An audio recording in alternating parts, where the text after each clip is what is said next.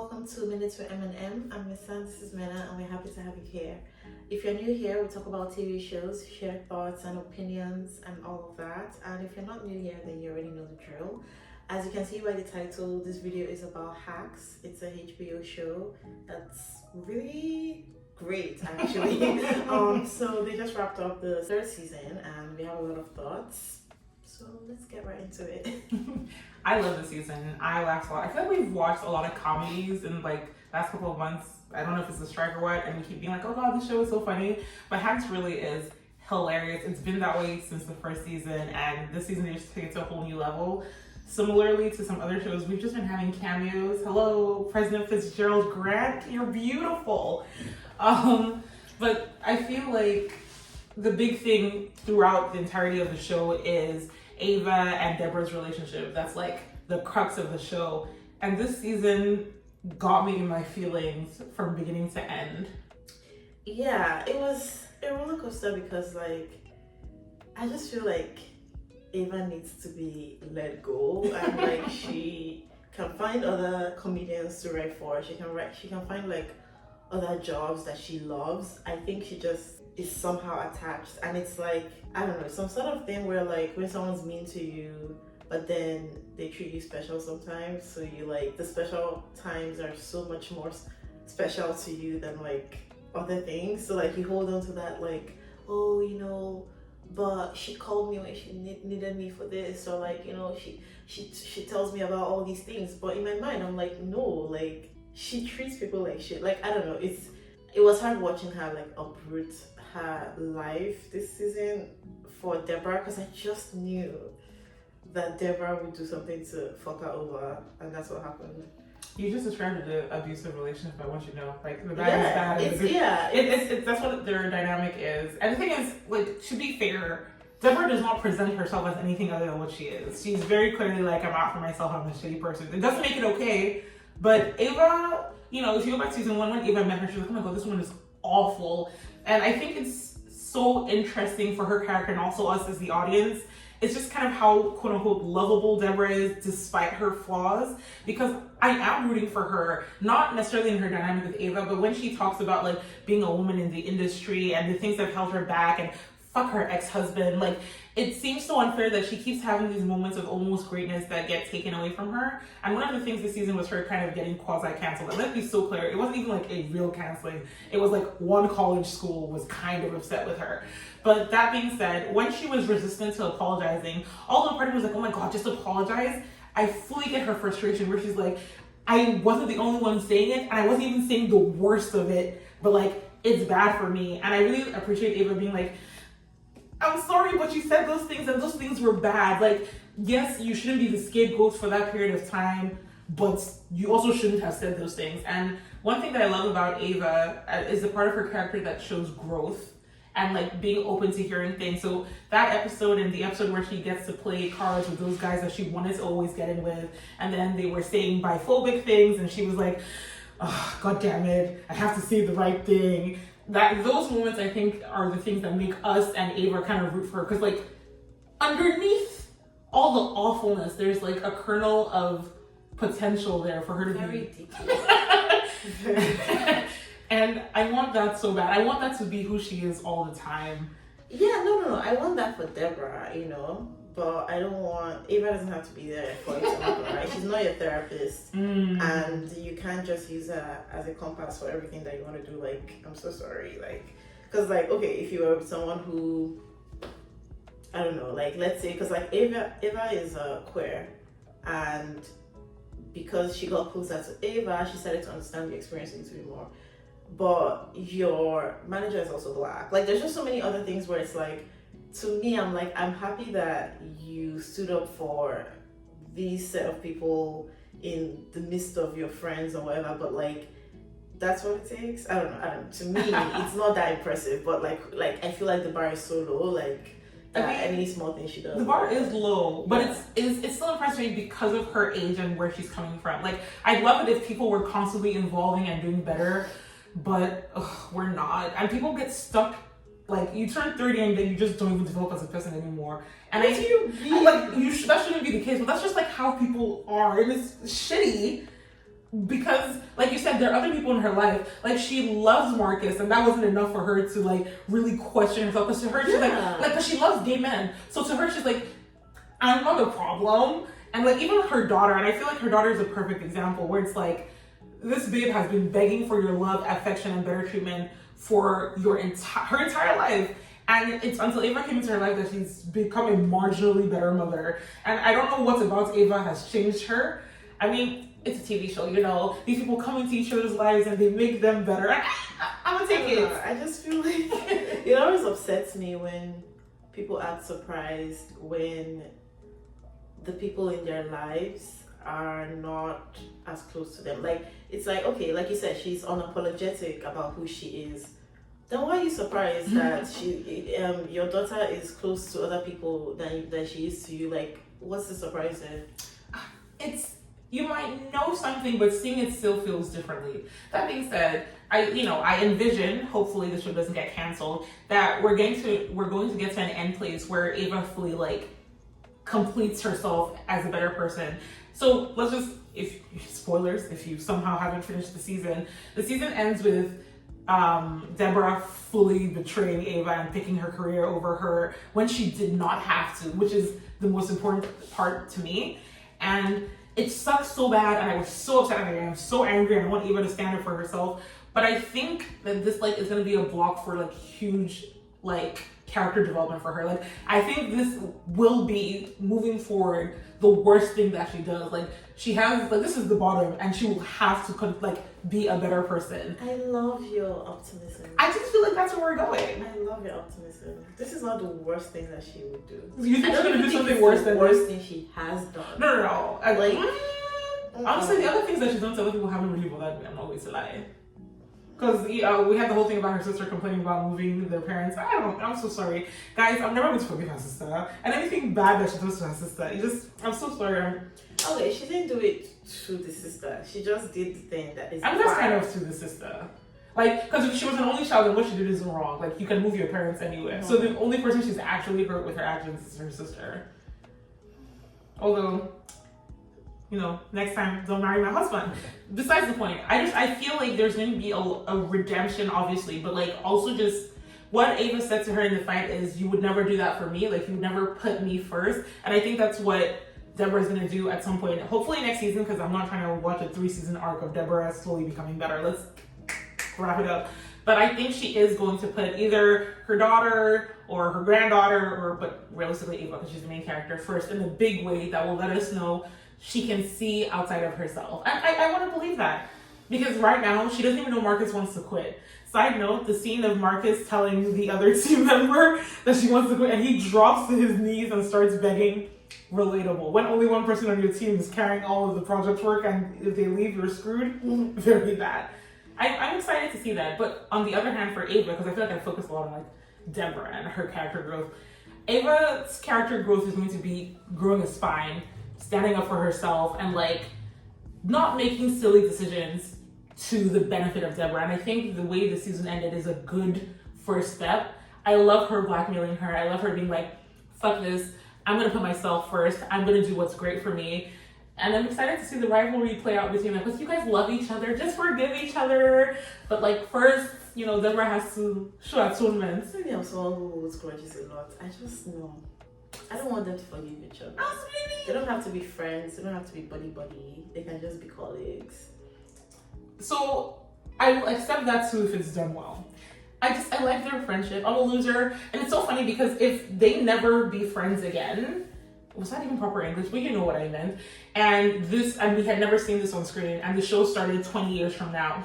Deborah's old. 10 years from now, and Ava hates Deborah, and she told us the backstory. I would be like, you should never forgive her, because that's how I feel about Deborah's sister. But because I've seen their relationship, even though, again, Deborah's still being terrible to her, those moments of vulnerability and their dynamic, it just makes me laugh. Like the beginning of this season where Ava comes into the room and she's like, that's what you're wearing? That's the dress? And everyone's like, yeah, everybody thinks it's amazing. And everyone's like, are they blind? There's just something about their interaction. She can laugh with somebody else. She can laugh with her daughter. Like, Ava needs to break free. Because I don't like the attachment that she has to this whole thing. And like, I don't know, like, I don't think Deborah is aware of how abusive. Oh, 1000%. And that's what makes me feel uneasy. Doesn't that make you feel better that she doesn't know how terrible she is? Because if she knew how terrible she was and she was doing that, it would really be like, you think what, like, so right now she thinks what she's doing is okay, which is ridiculous. But if she thought that it wasn't okay and she was still doing it, that's just like, bro, the fuck. I'm more worried about Eva. I don't care if she knows what she's doing, if Deborah knows what she's doing is bad or not. But like, from Eva's perspective, like, she lost a girlfriend that she really loved. Like, she lost jobs that was good. You know, like, it's hard. I don't think any one person is worth it. See, I have a gripe with TV shows that do this thing where like, oh, all the other writers she had were so horrible. She had to call Eva from wherever she was. Like, she can't find one decent writer to write one decent joke. To me, I just don't believe that that's how things are. And like, so it's hard for me to be like, Eva, yeah, like, you're never going to find another dynamic that you like this. You're never going to find like a great connection with your boss. Like, you can, and like, you just need to break free from this. You're right, but I think low-key, it's the craziness that Ava wants. Because honestly, she got along really well with her boss at the show that is effectively Last Week Tonight with Oliver, and whatever.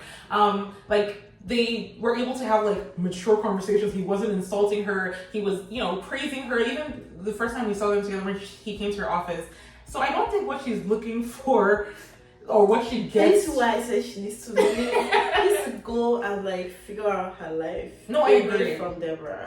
Yeah, especially, oh my god, I hate this so much because career is important, but she also really needs to figure out her love life. I'm so sorry. We've seen the way her romantic life has gone across this show makes me feel like she needs to take some time to sit down and be like, what's wrong with me? She proposed. So that was so funny. She said, of course, we're getting married. Do you know that I screamed when she said that? Because her girlfriend was like, what the hell are you talking about? Ava needs to figure out her love. I think love isn't the most important thing in the world because obviously I've accepted that Deborah, you know what? Deborah's going to end up with the casino owner, which I don't like him, by the way. He picked a young French girl to marry. And I know the joke is that she's not here, but like, what's up with that? But Ava, I'd like Ava to have like a happy, normal relationship that she has proper boundaries with Deborah with, where it's just like, I'm not going to do this with you. I'm doing this with my girlfriend or my boyfriend. Like, yeah, I want her life to be full because her entire life is Deborah. She moved into Deborah's house. She was doing work for her. She would say, oh, we're going on the jets to go here. I'm going to go here. We're going on a cruise with gay people. Oh no, it's lesbians, not gay men. She's just there for Deborah. What Deborah needs, she's there for. And I don't want her to be like Marcus, because I'm really glad that Marcus is about to do his own thing with the network and, use his strengths. But he has spent years similarly dedicating himself to Deborah. Like he too, he had no real love life. His entire schedule was based on what does Deborah need. I'm going to do this, I'm going to do that. Like when he snapped at her on the phone with the Pride activity, I was so happy for him because Deborah could not survive without you. Like he literally he's the wheels that keeps the Deborah chain going. And even though she cares for him, she does not appreciate to the degree that this man is making sure things are working for her. Yeah, because she has all these people around her who are willing to move mountains, but then she's also like, I'm lonely all the time, and like people are sharks, and I'm gonna be a shark, and it's like, that's just what frustrates me. It's like, if you want to be a shark and if you want to be alone, just be alone and leave genuine people out of it. Like, you can just be a shark around sharks and you're having fun. But you surround yourself with people who are compassionate, people who aren't sharks, because something about them is like compelling to you, like, but you're not fucking them over every chance you get. I like what you just said about the fact that she constantly feels lonely, but she has recurring people in her life around her. I mean, it's complicated because most of them are her employees, so like the dynamic is off. But like even Josefina had a cleaner, like the night that she freaked out and she moved all her salt and pepper shakers, and the next day this bitch was like, this is a mess. Like for her to notice and like, I'll deal with it later. Like, yes, this is your employee, but all these people care about you. They're having secret whispered meetings going, oh, I'm so worried about her. What should we do? People love you. And I hope that, she's able to understand that, because all of these people are absolutely fine with the insanity of their life. The Christmas episode where she got little people to come play the elves, and Ava was just like, no! And she's like, I don't know what's wrong with, like, just give me a second.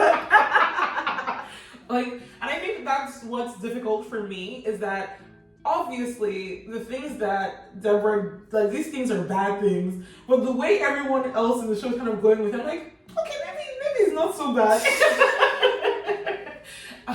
But no, the show is so funny, and I think it does a really good job talking about, like, honestly progressive ideals through Ava, but also, like, not in a preachy way, because they've made it very clear Ava is supposed to be kind of annoying with her beliefs. That being said, they also push back on it and the things that don't make sense. So when she was super ready to hook up with, I forget her name, but she's from Mad Men and she's amazing, Christina Hendricks, and they're having the argument at the end, and it was like, you would have pissed on me, and she was like, oh yeah, of course I would have pissed on you. Are you king shit? And she's like, no, I would let a communist piss on me. Like, it's so ridiculous and absurd, but fantastic. Like, the writing is fantastic. Like, I laugh out loud, like, every single episode. Like, it's so good.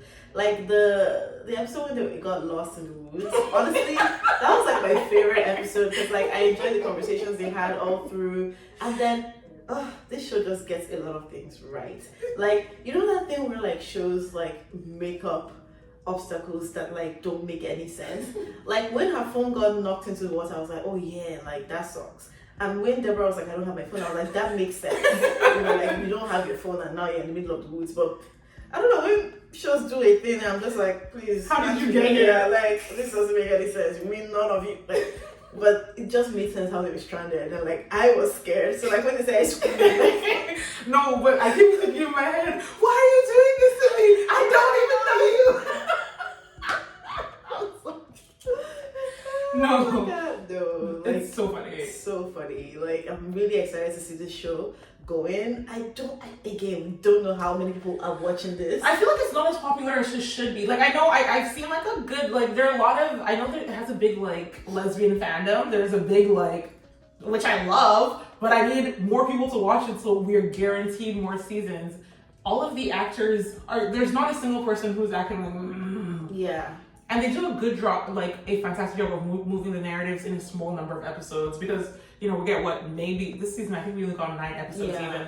But like, I feel like they're so well rounded. I understand their motivations. I get why they behave the way they do. And it's tight writing. The writing is so good. And I think that's what makes their characters believable, especially Ava, where it's like, she's a writer. Like, she's a writer that's been written by writers that understand how writers should write. Yeah. No, it's so good. Also, Jimmy and what's her name?